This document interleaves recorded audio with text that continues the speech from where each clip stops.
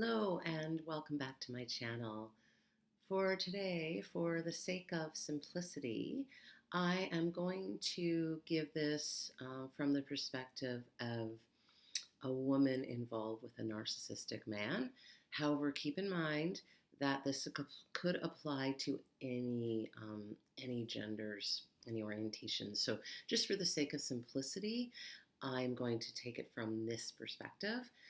But this doesn't mean that there aren't female narcissists, there aren't non-binary narcissists, there aren't narcissists in in any type of relationship. So now that I've got that out of the way, yeah. So imagine that you have had some relationships.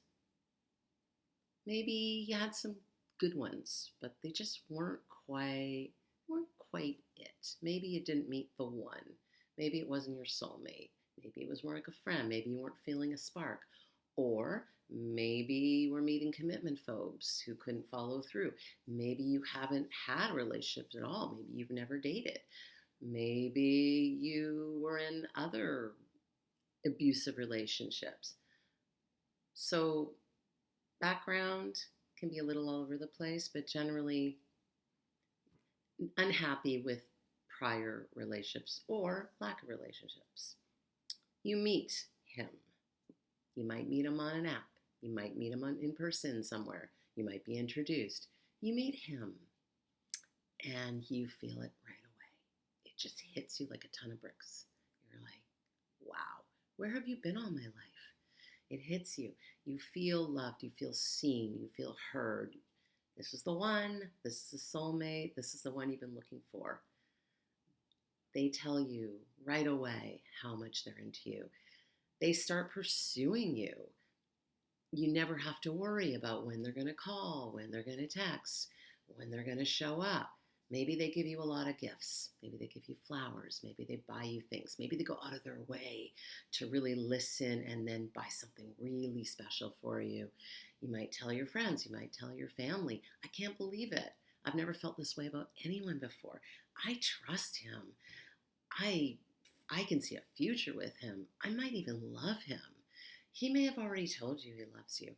Maybe you haven't even met and he's told you, or maybe on the first date, or maybe on the third, or maybe you've had a whirlwind romance. Maybe it's long distance and you spent 3 days together in your town, in his town, in some other town, and maybe he's already proposed or gotten close to proposing.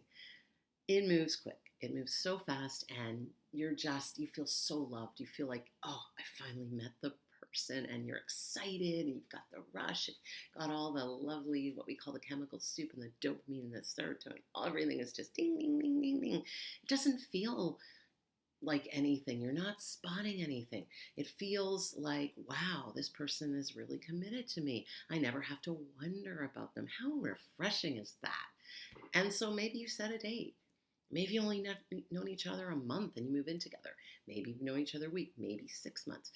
You set a date. Maybe you don't marry, but you live together, which, except for the piece of paper, as good as being married without some illegalities. Or maybe you do get married. Maybe you get engaged. Maybe you have a huge wedding and invite everyone. Maybe you have a very small wedding. Maybe you just go to City Hall. But you get married pretty quickly. There isn't a long engagement. You could be 25. You could be 45. You could be 60. It doesn't matter. Generally, there's more of a sense of urgency if you're older because you feel like, where have you been all my life? What, why wait? Let's do this. Or maybe you want kids. Maybe that biological clock is ticking and you feel like, well, we may as well just do this thing. Let's go for it. It happens quick. You get married. Now, maybe before you got married, or maybe before, especially if you lived together first, maybe a few things came to light. Maybe the mask slipped a little bit, but this person is so amazing. This person is everything you ever wanted. We're allowed to be human. We're allowed a few flaws. He tells you all about his really abusive childhood. His mother was horribly abusive. His father was abusive. No one ever loved him. No one ever understood him. He was bullied in school.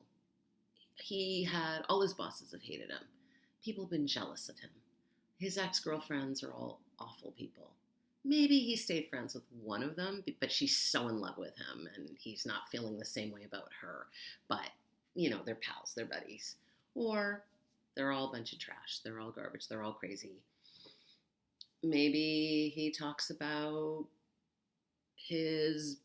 all the jobs he's been out of, and he's always getting fired. But, you kind of let these things slide because, he's so vulnerable. He's being vulnerable. He's sharing. He's sharing everything with you. He's being honest.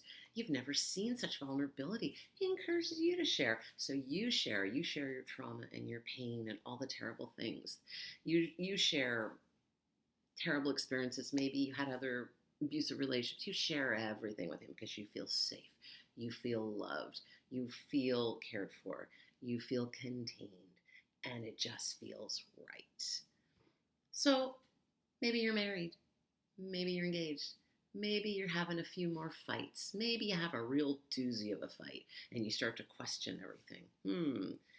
But you make up and he goes out and buys you a beautiful gift or he buys you some flowers. He looks really remorseful. He brings up his awful childhood again. He brings up all the terrible things that happened. And you're like, oh, yeah, I get it. Your heart, you have a lot of pain in your life, and I'm here for you. I love you no matter what. And so you give him all that unconditional love, and you think everything's great. You're real. You fight. Maybe your other relationships you didn't ever fought. Maybe they sidelined you. Maybe they dumped you before you even had a chance to have a fight. Maybe everything was too perfect. So here you go. You're real. You're fighting. Maybe you fight a little more, but it's like, hey, we're just one of those couples. We're one of those couples, we say what we feel, we get it all out, then we make up. No grudges, no one's holding on to anything. So it still feels okay. Maybe there's a little inkling, little thing in the back of your head, but no, don't. Why are you, and maybe you tell yourself, why am I so picky? Why am I always, sabotaging everything? No, you love this person. Let's keep moving forward. And you decide to have children. So maybe you get pregnant easily, maybe you don't, but eventually you get pregnant. And then you start to see a few little changes. Maybe he's staying out late sometimes and you're not quite sure where he is. Maybe you're having a few more fights. Maybe the mask slips a little more. Maybe he's being critical of you that you're gaining too much weight, or maybe he's just nitpicking at you a little. Maybe, negging where, you'd look so much better if you wore these kind of clothes, or what is with those ugly maternity clothes? Maybe you should get something nicer, or, wow, I just saw a really hot woman today. Just to get you off balance a little. But again, maybe it's the hormones. Maybe the hormones and you're more irritable. Maybe you're finding problems where there aren't problems. So you mostly ignore it and you carry on.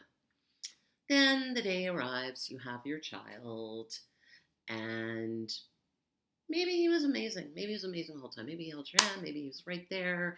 Maybe he's even your birthing coach. Or maybe he was complaining to the staff about this and about that, and why isn't this going the way I want it? Why isn't that the way I want it? Maybe he's complaining to your friends, family members that he's so tired. He's hardly had any sleep. You're the one that just gave birth. So, again, and then you might be, he's had it hard too. I mean, he was up with me so late. You're not even thinking about yourself. You're focusing on him. Or maybe he was amazing. Maybe he was just amazing. And you're like, wow, we're going to start our life together. Everything's going to be wonderful.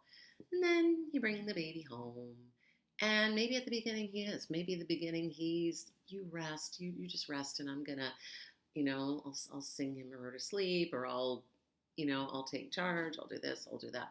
Maybe if you're nursing, he gets up with you to keep you company. Or maybe he doesn't. Or maybe because you're nursing and he can't feed the baby, he might be like, you're the mother.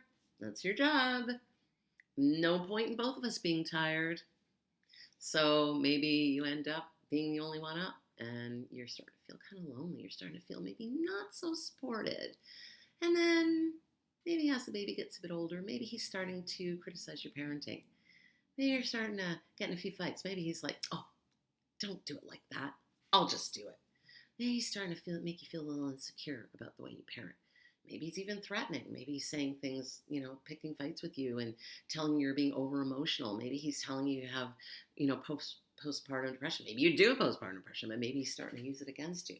Maybe he's, again, disappearing. Maybe he's coming home late. He's going out with friends. Or maybe he's always around, but complaining about it. So the home is not so happy. You're feeling stressed. You might be feeling a bit lonely. Again, you're thinking, well, we just had a baby. Everyone, it's hard. We're all tired. Hormones are still raging.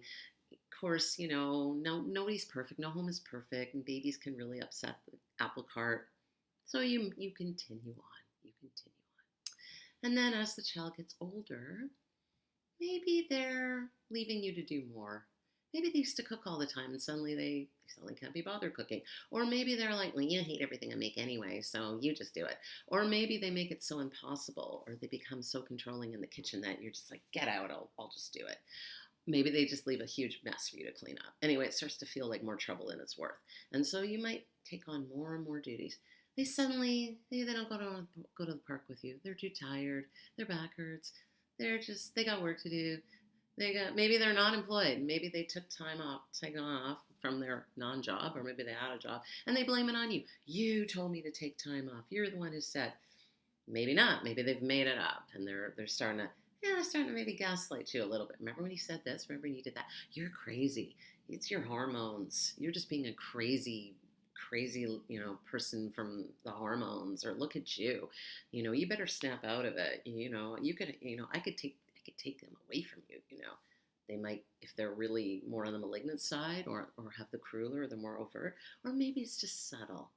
But the feeling is loneliness. You feel very, very lonely, and you're thinking, maybe you go to the park and you look at other couples and you're like, how come, dad's there, the whole family's there, they're enjoying themselves. Maybe you go on a trip and you're alone. You're alone with the baby or even the older child, and suddenly, where the hell did he go? Where is he?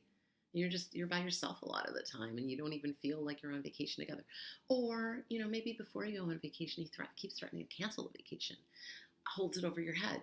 Or maybe the day that you leave, he just picks a fight with you. Everything is horrible. You almost don't go. Then you do go, and everyone's miserable. Maybe you check in the hotel, and he threatens to leave because of your bad behavior. Or he even packs a bag and disappears for a while, then comes back. This will get more and more frequent, more and more frequent. Maybe you go to a restaurant and he gives you the silent dream. He just stares at you like this. I call it like the narcissistic stare. Kind of like, Anyway, or he's staring at his phone. It's like, but he's making a point of ignoring you, and you're like, what did I do? And then maybe he won't talk to you for a while. And then you start to try to talk to him, and he's like, you know what you did. You know what you did. Or if you don't even know what you did, I can't even, or why did you pick this restaurant? I hate this restaurant. But basically, gaslighting on top of gaslighting on top of gaslighting. So you might get in a big fight. Maybe you might even threaten to leave. And then love bombing. He'll love bomb again. He'll be like, no, I love you, I'm so sorry. Maybe he won't. Again, depends on the narcissist. But there's a theme. There's a theme that takes place. At the beginning, you got just the love bombing. Now you are getting just a little bit of love bombing, just enough to keep that trauma bond in place, but you're also getting the discarding. Maybe it's just a little bit at a time, the pulling away. You're getting the gaslighting, huge gaslighting. Maybe he's bringing some flying monkeys in. Maybe he's triangulating. My whole family thinks doesn't really like you, and they never really liked you, or you're not. They don't even consider you part of the family, or they don't want you to come to dinner. It could be true. He could be making it up. You start to feel he's isolating. He starts to isolate your friend. Your friend. I don't like her. I don't like your friend. I think she's up to something. So that he's trying to cut you off from all the people that matter. He's trying to isolate you.